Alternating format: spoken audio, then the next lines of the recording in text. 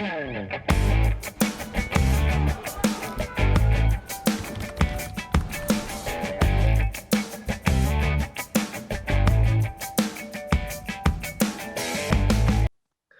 programa de hoje, vamos conversar com o deputado estadual Souza Neto. Ele é do PSB, é deputado estadual pelo Rio Grande do Norte e vai falar conosco sobre sua atuação parlamentar e também sobre política 2022, as eleições que estão chegando.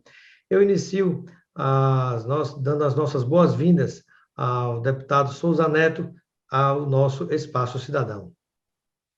Boa tarde, Robson. Boa tarde a todo o seu público que acompanha esse programa. Eu quero agradecer a oportunidade de estarmos aqui juntos, conversando sobre os assuntos importantes e de interesse do povo norte-riograndense. Agradeço o seu convite e estou à disposição para as perguntas que você entender que são necessárias. Obrigado, deputado. E eu inicio a nossa entrevista falando sobre uma área muito importante, que é a área da agricultura. O deputado, como engenheiro agrônomo, inclusive, integra e preside a Frente Parlamentar de Apoio à Agricultura no estado do Rio Grande do Norte. E eu gostaria de conhecer quais seriam os 3 principais temas que são discutidos e defendidos nessa Frente de Apoio Parlamentar à Agricultura. Primeiramente, dizer que é, para mim, uma grande satisfação estar como presidente da Frente Parlamentar de Apoio à Agricultura Familiar. Primeiro, pelo que ela representa, a agricultura familiar, para o nosso Estado, para o nosso Brasil. E nós temos temas, Robson, importantes que a gente está discutindo. Tem uma lei de minha autoria, que deverá ser votada nos próximos dias, que eu considero que vai ser um avanço na agricultura aqui no nosso Estado. Qual é essa legislação? É o selo dos produtos da agricultura familiar. O Rio Grande do Norte, nós não temos a certificação dos produtos da agricultura familiar. Se você for no supermercado, você vai encontrar na prateleira produtos da agricultura familiar de outro estado, mas não do Rio Grande do Norte. Porque falta Mesmo uma legislação. com o potencial que nós temos, que coisa incrível, né? Exatamente. Mas o que é que falta? Uma legislação que oportunize, que se certifique esses produtos. Nós construímos um projeto em parceria com a CEDRAF, com a EMATER, com o IDIARNE, com o SEBRAE, e esse projeto está agora para ser votado. O que é que ele vai oportunizar? Que a gente certifique os produtos da agricultura familiar. E isso vai ser um avanço, porque vai oportunizar com que as pessoas possam comercializar, possam ter lá o selo do seu produto, que eles já comercializam de forma informal. Um outro projeto que foi importante, que também foi da minha autoria, mas também tudo construído num ambiente institucional, com a EMATER, com o SEBRAE, com todos os órgãos e com os produtores, é a questão da melopolinicultura. A conhecida abelha sem ferrão, mel de abelha jandaíra. Quem não conhece no nosso estado o mel de abelha jandaíra? A famosa abelha jandaíra, o meu bom, né? Isso. E o que é que faltava? Faltava uma lei que oportunizasse que os produtores pudessem comercializar, transportar.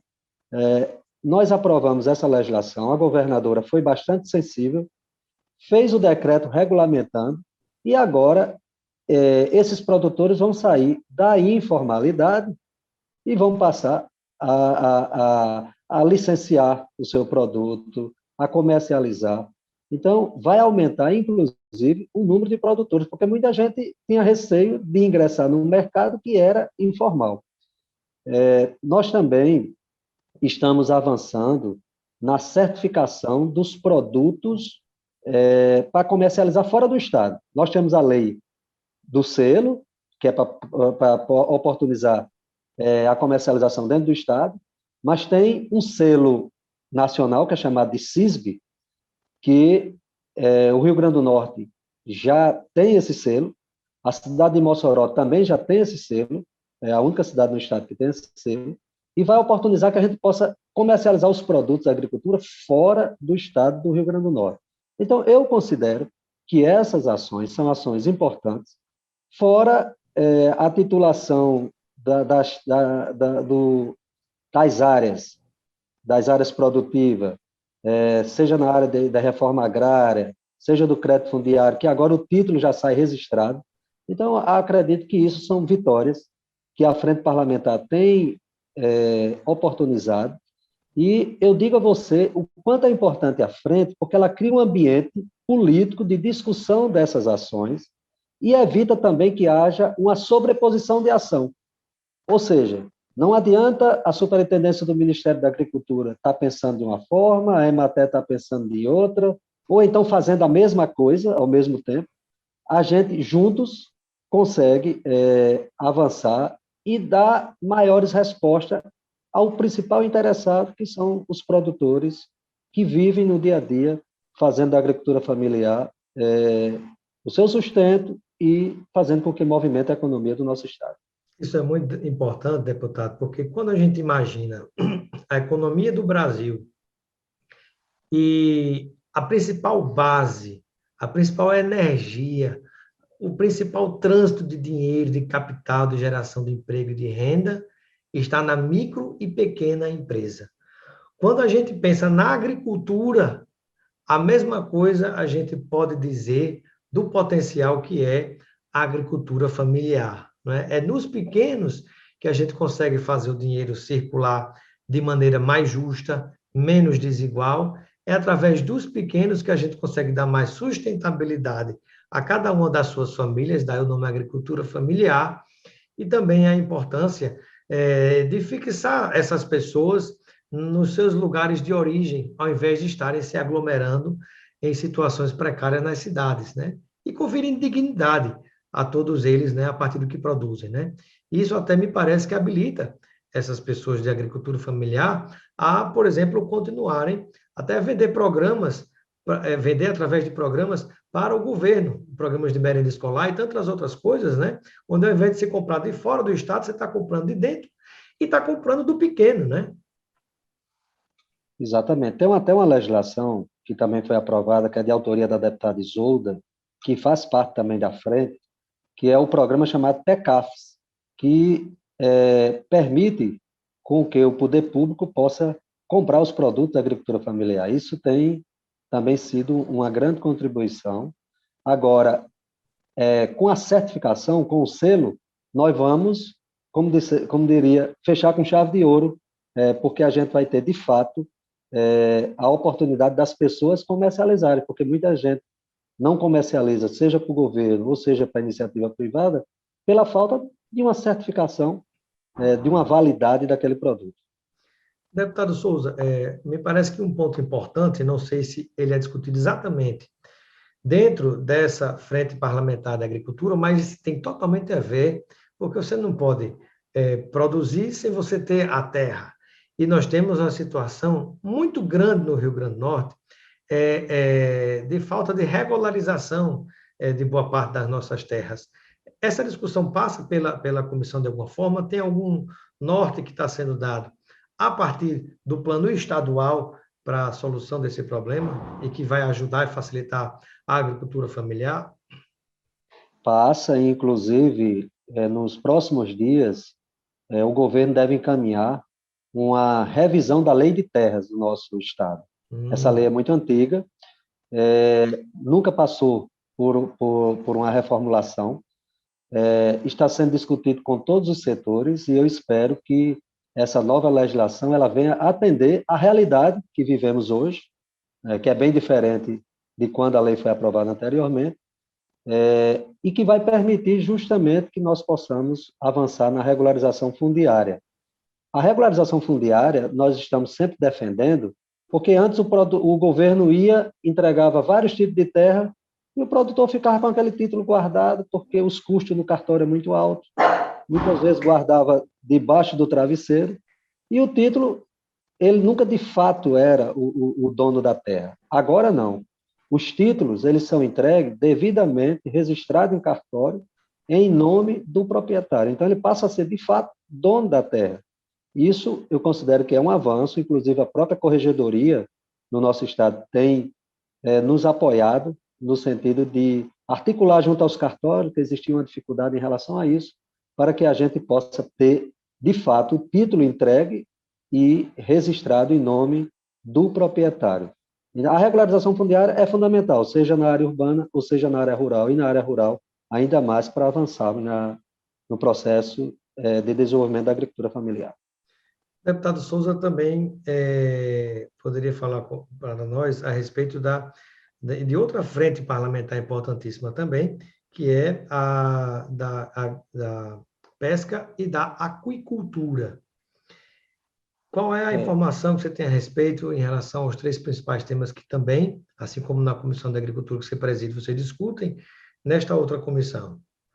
Por que o meu vínculo com a pesca? Porque eu venho de Areia Branca, uma cidade que tem um potencial considerável na questão da pesca e agora se destaca na questão do atum. E eu entendo que a pesca é um setor estratégico para a economia do nosso estado, mas que precisa de incentivo. Diferente dos agricultores, os pescadores, me parece que por uma falta de uma política pública mais organizada, nacional e estadual, é claro que a pesca, a política pública é muito mais nacional, pela falta dessa política, eles são mais individualizados, então a gente tem uma dificuldade nessa organização, apesar de existir várias colônias, e elas têm um papel fundamental, mas o pescador individualmente, ele não pensa de uma forma coletiva na luta dos seus direitos, como é o agricultor. Nessa frente da pesca, nós temos avançado no sentido da regularização do setor. Por exemplo, a cidade de Areia Branca é uma cidade que desponta no estado como um grande polo atuneiro. E os pescadores, os proprietários, eles não tinham as licenças de pesca. E nós fizemos uma audiência pública, veio o secretário nacional de pesca, e você sabe que o atum tem regras também internacionais, e houve toda uma mobilização, e nós conseguimos, como ponto positivo, que o Brasil tivesse 200 novas licenças de pesca para a região Nordeste, e a cidade de Areia Branca, todos foram contemplados. Uma outra coisa importante é que, com a licença, permitiu com que o governo do estado assinasse um decreto de isenção do óleo diesel. Então, o ICMS do óleo diesel dos pescadores, eles são isentos.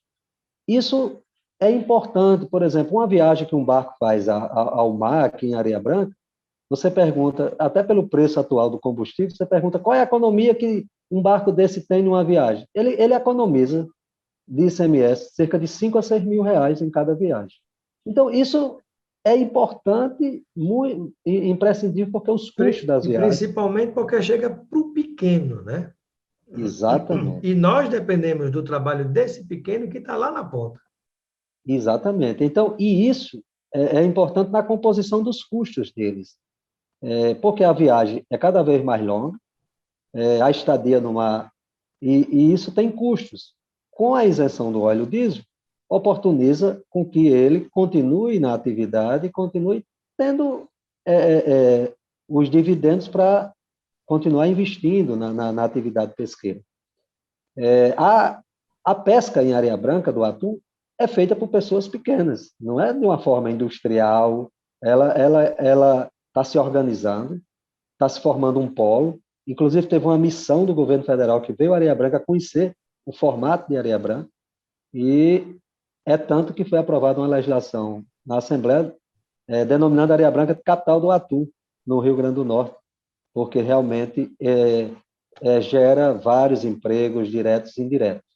Teve uma outra coisa importante na área também da pesca, teve uma lei de minha autoria, que eu quero agora, a gente vai voltar ao normal, se Deus quiser, fazendo com que o governo do estado possa incluir o pescado na merenda escolar. Importantíssimo. Isso vai ser importante para as pessoas que estão nessa atividade, não só em Areia Branca, mas em todo o litoral do Rio Grande do Norte.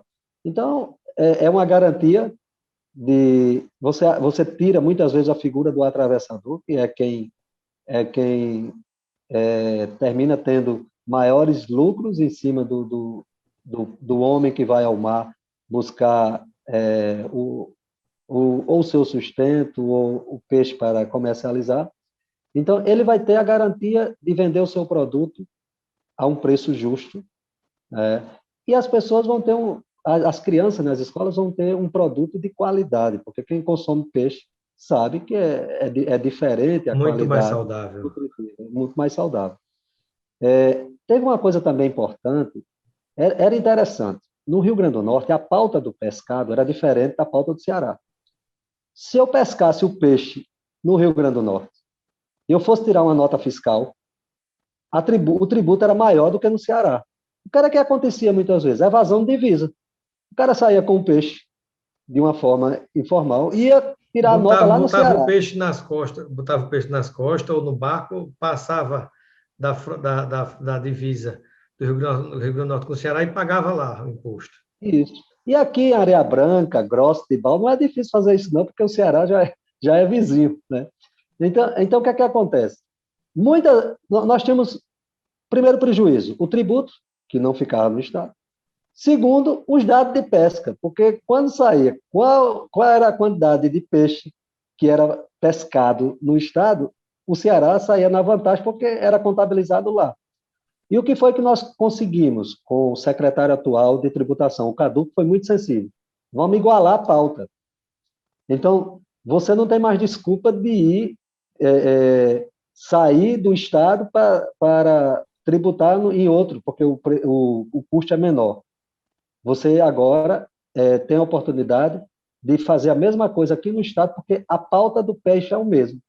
Então, isso foi muito bom, muito importante, porque evitou a evasão de divisa.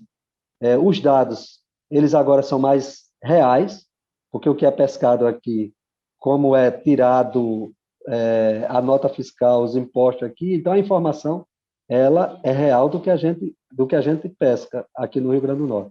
Eu considero que isso é uma grande vantagem.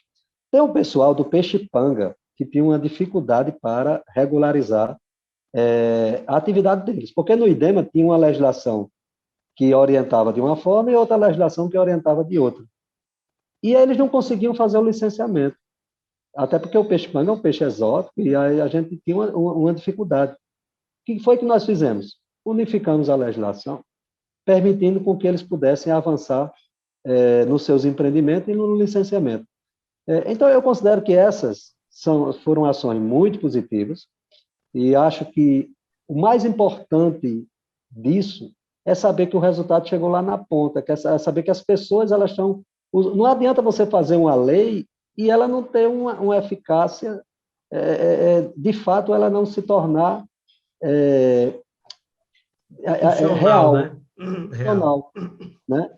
Então, nós estamos aprovando legislações e eu tenho sempre dito isso muito aos secretários. Digo, olha, eu acho que é a hora da gente, através dessas frentes parlamentares, podermos estabelecer políticas públicas onde o legislativo aprova uma legislação que venha condizer com a expectativa das pessoas.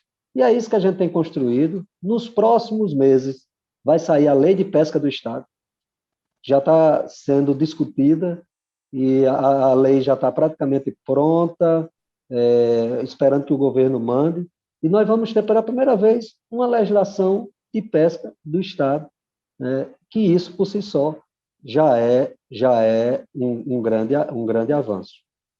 Sem E tem dúvida. também uma outra coisa, sabe? O pescador faz mais de 10 anos que não tem a carteira do pescador.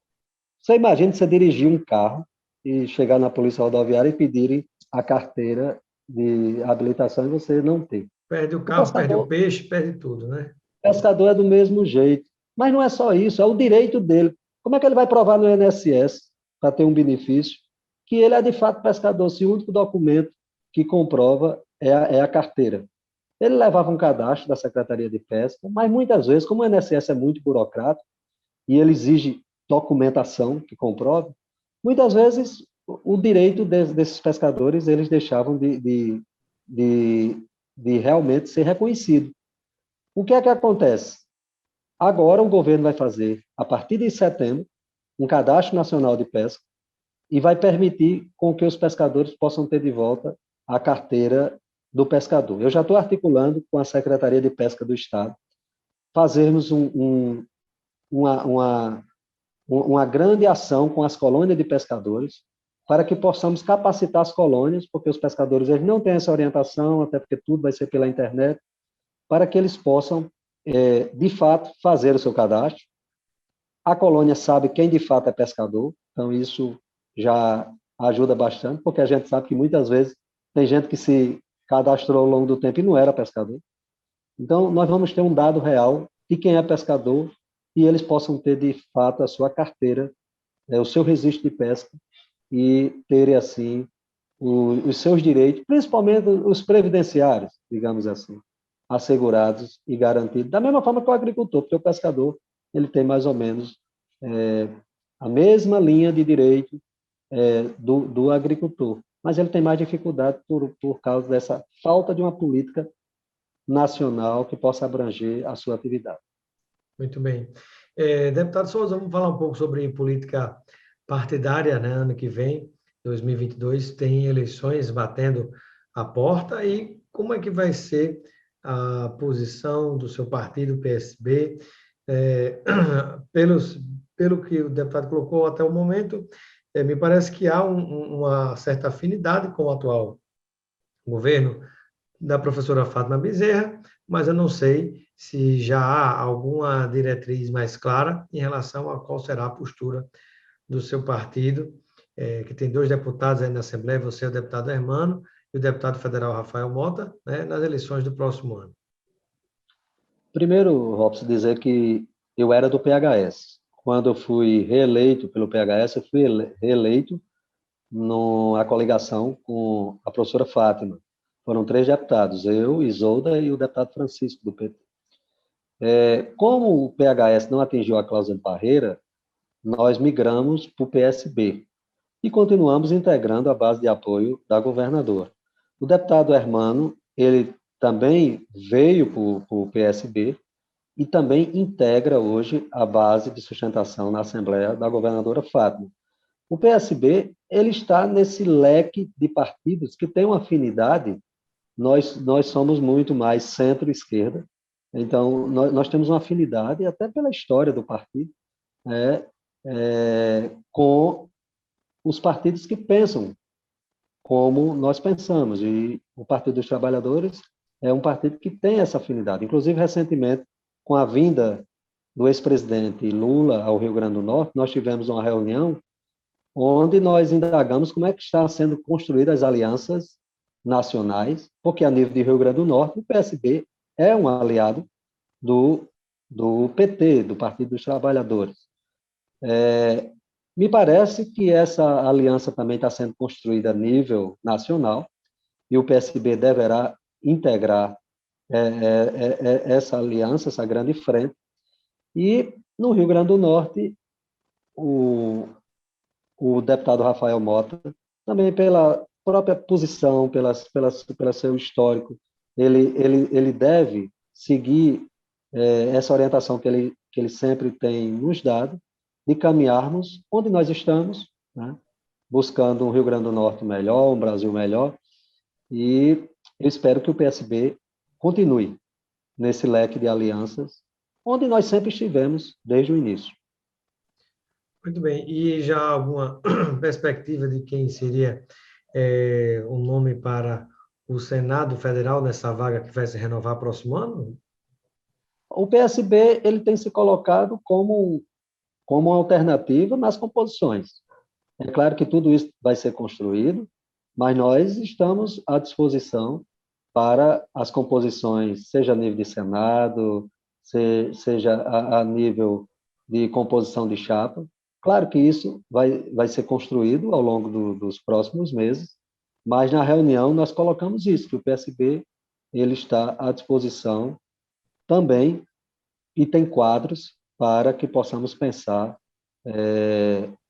essas composições, não só como deputado estadual, como deputado federal, mas também pensar no Senado. Claro que tudo isso tem que ser construído com um leque de alianças, né? E a governadora é a grande líder desse processo. Então, nós vamos aguardar essas condições, mas o PSB não deixou de colocar a sua predisposição também a participar.